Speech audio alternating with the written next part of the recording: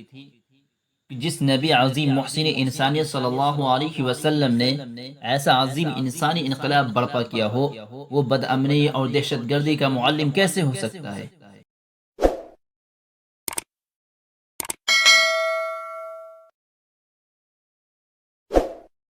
اعوذ باللہ من الشیطان الرجیم، بسم اللہ الرحمن الرحیم، وما ارسلناک الا رحمتا للعالمین۔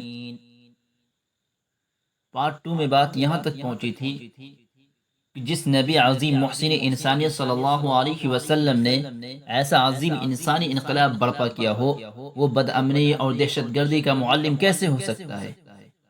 موجودہ دور میں جو علم و تحقیق کا دور ہے، رحمت للعالمین پر تشدد، دہشت گردی، قتل و غارت گری اور بد امنی عام کرنے کا الزام لگایا جاتا ہے۔ حالانکہ رحمت للعالمین صلی اللہ علیہ وسلم کی رہنمائی میں دشمنوں سے مقابلہ کرنے کی 82 کوششوں میں سے جن میں 28 میں آپ نے خود قیادت کی، صرف 459 مسلمان اور 459 مخالفین کام آئے۔ ان تمام مقابلے میں صرف 11 مسلمان قید ہوئے، البتہ مخالفین کی تعداد 6546 افرادی قید بنائے گئے، جو فدیے سے یا فدیہ کے بغیر آزاد کر دیے گئے، اور ان میں سے جو بلا کسی شرط کے چھوڑے گئے ان کی تعداد 6347 ہے، اور ان کے ساتھ کوئی انتقامی کارروائی نہیں کی گئی۔ زخمیوں کی تعداد بھی فریقین کو ملا کر 300 کے قریب ہوئی۔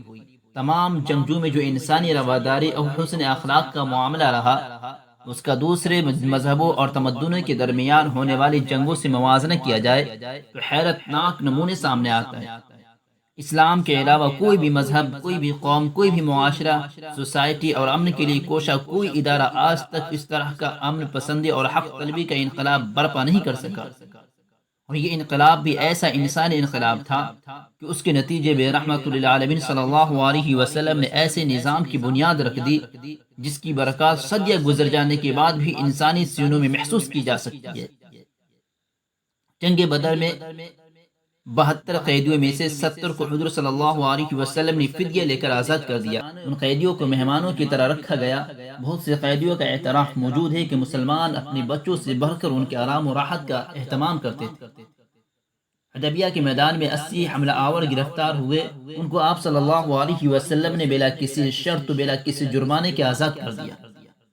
حضور صلی اللہ علیہ وسلم کا قاعدہ تھا کہ عورت، لڑکے اور بوڑھوں کو قتل کرنے سے منع فرماتے تھے۔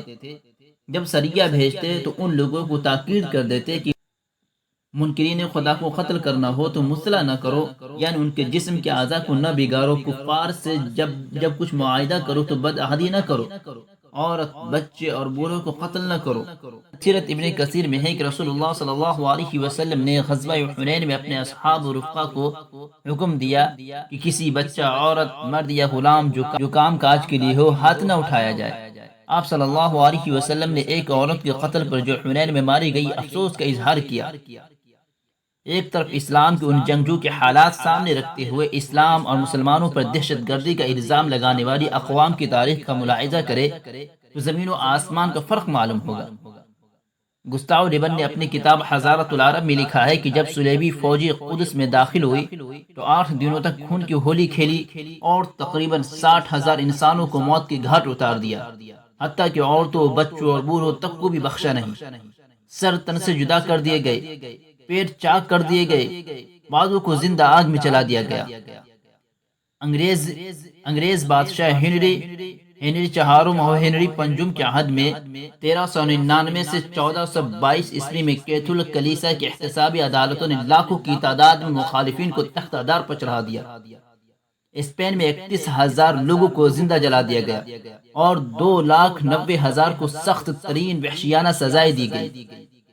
ہالینڈ میں چارلس پنجم کے عہد 1337 سے لے کر 1380 عیسوی میں 1,00,000 افراد کو موت کی نیند سلا دیے گئے۔ پھر اس کے بیٹے اور ولی عہد کے عہد میں 50,000 مردوں، عورتوں اور بچوں کو قتل کر دیا گیا۔ یہ سب کسی انسانی خیرخواہی یا کسی اعلیٰ انسانی مقصد سے نہیں، بلکہ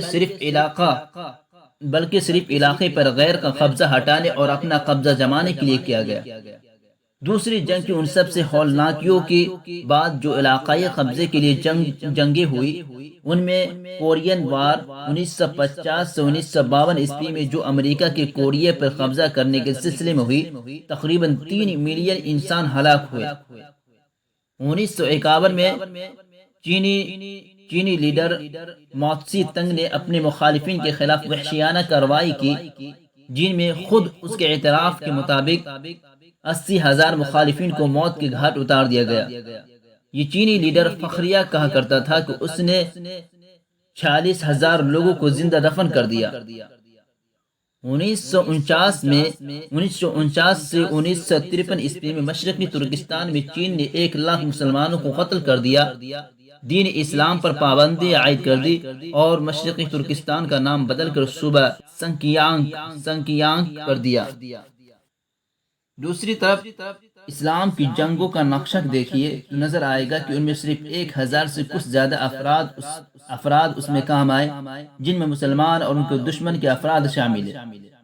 پھر بھی نبی اسلام اور اسلام پر ظلم کا الزام وہ لوگ لگاتے ہیں جنہوں نے لاکھوں انسانوں کو محض غیر علاقے پر قبضہ کرنے یا اپنے علاقے سے دشمن کو ہٹانے کے لیے موت کو بھیٹ چڑھا دیا۔